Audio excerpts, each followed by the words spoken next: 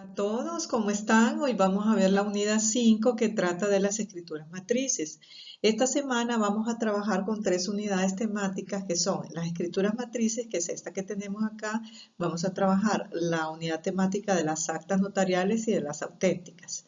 Entonces entramos como de lleno ya a lo que son los instrumentos públicos.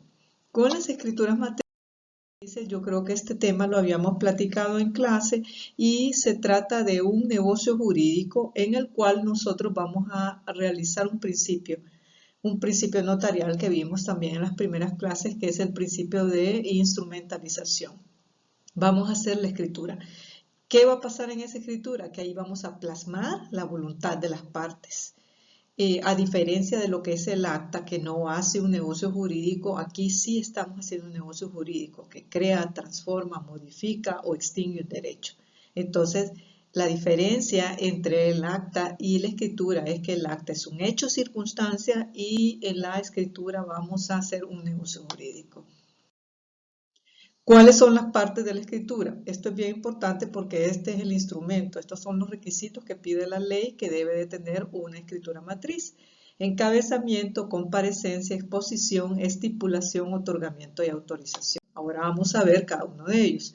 El encabezamiento, aunque es algo muy sencillo, ¿verdad? Porque es solamente la introducción que lleva la escritura matriz, que dice el número de orden de la escritura. Se recuerdan que un protocolo está formado por 100 folios útiles y comienza el notario haciendo las escrituras en los folios iniciales.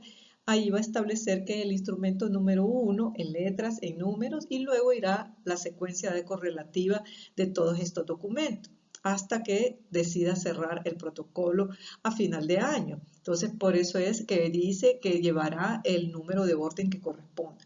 Luego vamos a escribir en letras y números, como siempre, lo que es el lugar, mes, año y algo muy importante que es la hora del otorgamiento. Vamos a poner lo que es la hora del otorgamiento. Esto es muy importante porque es la que define la legalidad en algunos documentos, como ser el testamento y el acta notarial. Si no va, nuestro instrumento puede ser declarado nulo. Entonces, siempre es importante que vaya a la hora. Y a continuación vamos a tener la consignación del nombre, apellido, domicilio, porque vamos a poner ahí la notaría, donde queda la notaría del notario, y vamos a poner el exequatur. No es necesario que coloquen el número de colegiación del Colegio de Abogados, no es necesario. A veces hay una confusión entre lo que es una demanda y lo que es un instrumento público. En la demanda ponemos el correo y el número de teléfono, pero aquí no es necesario, aquí solo la ley nos pide lo que es el exequatur. Y cada hoja, por supuesto, que debe de ir foliada. O sea que vamos a encontrar en la parte superior de la escritura el número de folio correspondiente, escrito en letras y números, de acuerdo a la ley. Ahora, la comparecencia es muy importante porque en la comparecencia nosotros definimos lo que es la capacidad y la idoneidad de nuestros otorgantes. Entonces, en cualquier negocio jurídico, en cualquier demanda, en cualquier contrato o acto que ustedes realicen, siempre deben de revisar como primer punto, que esto es la debida diligencia, revisar las personas que están interviniendo en el acto. Entonces, por ejemplo, acá nosotros vamos a tener nombres y apellidos de los otorgantes, vamos a tener sus generales si son mayores de edad, si son menores de edad, que estén habilitados de edad para poder realizar estos actos, su estado civil, profesión y domicilio y nacionalidad, que son las generales. Cuando uno le dice a un estudiante de derecho cuáles son las generales de ley, se las tiene que decir prácticamente de memoria y siempre las tenemos que pedir y siempre las tenemos que incluir en todos nuestros documentos. Luego, en este párrafo se establecen algunos requisitos que deben de ir en la escritura. ¿Por qué van en la escritura? ¿Por qué van en esta parte de la comparecencia y no van al final? Bueno, la ley así lo ha determinado y nosotros seguimos la ley. Acá lo que dice es que cuando el otorgante sea conocido bajo otro nombre en el registro de la propiedad, en los antecedentes de dominio, al notario le debe de constar personalmente los nombres que corresponden a una sola persona. La del otorgante dará fe de las circunstancias en la comparecencia. Si no le constara, exigirá la presentación de la información ad perpetuum. Le voy a explicar este párrafo. Posiblemente tengamos el caso de una persona que no utiliza su nombre porque se acostumbró, por ejemplo, un ejemplo que les voy a poner, alguien que se llame Rosa Smith y que se acostumbre a llamarse Rosita Smith, pero sus documentos personales dicen Rosa Smith. ¿Qué pasa con esta persona? Llega a la notaría y va a vender un bien inmueble. Entonces, vamos a tener que cerciorarnos del nombre de esta persona. Si su nombre es Rosa Smith, así va a aparecer en el contrato o escritura. Pero si ella dice, no, yo tengo una información ad perpetuum que establece que Rosita Smith y Rosa Smith somos la misma persona. Entonces ya no tenemos nosotros ningún problema para utilizar el nombre de Rosita Smith porque este nombre está registrado. Ella tiene una información ad perpetuum que dicen que es la misma persona y posiblemente en el registro de propiedad hayan bienes inmuebles inscritos a Rosita Smith. Entonces, esa es la aplicación del segundo párrafo de la comparecencia. Todo eso debemos de revisar en esta comparecencia y detallar en la escritura. Luego, otro punto de la comparecencia es que las personas, los otorgantes, comparecen actuando por sí o en nombre de otra persona. Cuando actúan en nombre de otra persona, deben de presentarnos el poder respectivo. Entonces vamos a ver el poder con el que actúa esta persona, ya sea que sea un poder de administración general o que sea un gerente general de una empresa. Entonces, ¿qué más vamos a revisar? Vamos a revisar que esta persona tenga la facultad para poder realizar este tipo de actos. Entonces, eso es muy importante y siempre lo tienen que revisar. Cuando tenemos un gerente de una empresa, él nos va a presentar un poder. No basta con el poder. Necesitamos leerlo y revisar si tiene las facultades suficientes para poder realizar este acto. Una vez que lo hemos revisado y vemos si realmente esta persona tiene poder, por ejemplo, de poder para poder traspasar, enajenar, hipotecar una propiedad, o sea, lo que llamamos de riguroso dominio, tiene poder para esto, entonces debemos de revisar el registro de este poder. Recuerden que solo los poderes que son de riguroso dominio son los que se registran. Y por último, aquí en el reglamento del código del notariado nos dice que debemos de decir como notarios la afirmación que por el dicho de los otorgantes, esto se encuentra en el ejercicio de sus derechos civiles. Ven cómo el notariado muchas veces es una cuestión de notoriedad. Yo pongo en la escritura matriz que estas personas gozan de sus derechos civiles, están en ejercicio y goce, porque es algo notorio.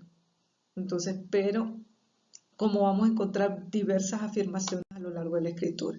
Ahora entramos ya en materia, ya establecimos lo que es nuestro encabezado. Yo tengo esta escritura matriz aquí de trabajo.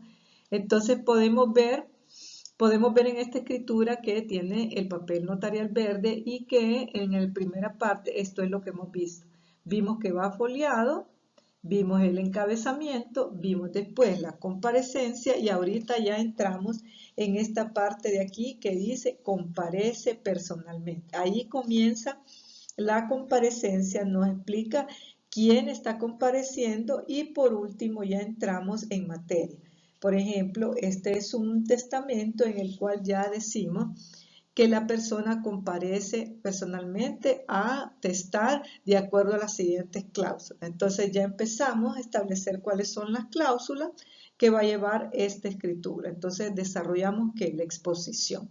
En un testamento la exposición es las particularidades propias de este negocio jurídico. Vengo a testar y ponemos las formalidades establecidas en el Código Civil, que son decir mi nombre, decir si estoy casado, decir con quién estoy casado, quiénes eran mis padres y cuál ha sido mi domicilio habitual, cuántos hijos he tenido, si todos están vivos, si alguno está muerto, y luego decir que vengo en este acto a expresar mi voluntad en cómo quiero que se hereden mis bienes y propiedades. Entonces, esa es la exposición. Cuando tenemos una compraventa, la exposición sería que llega el comprador y dice que es dueño de un bien inmueble ubicado en tal lugar y que tiene las siguientes medidas y que por este acto lo vende a fulano de tal. ¿Ven? Es como la introducción de lo que estamos tratando. Luego, en la estipulación es ya cómo queda la declaración de las voluntades. Entonces aquí ya establecemos qué es lo que quiere la persona. No solo llegó a decir que es dueño de un bien inmueble, sino que dice que lo quiere vender. Y en la estipulación dice que por este acto lo vende por la cantidad de tanto a fulano de tal. Y fulano dice que es cierto todo lo expresado y que acepta. ¿Ven cómo ahí ya se expresan las voluntades? Ya es como una acción que vamos a expresar en esta parte de la estipulación. Lo mismo con el ejemplo del testamento.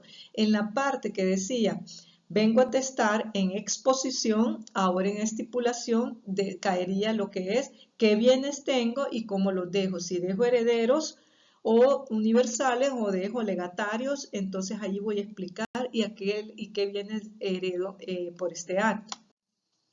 El otorgamiento son antes de la firma, los notarios dan fe de una serie de actos que ocurrieron en esta escritura. Es una serie de cosas que él hizo. Por ejemplo, una de ellas es de haber leído a los otorgantes o al compareciente, dar fe de haber leído. Aquí se le explica a la persona que tiene derecho a leer esta escritura o que por su ruego el notario le da lectura, ¿verdad? En esta parte es que le dice de haber leído y después de la lectura los otorgantes ellos dan su consentimiento. Cuando ya ellos han leído, entonces ellos expresan su consentimiento como firmando.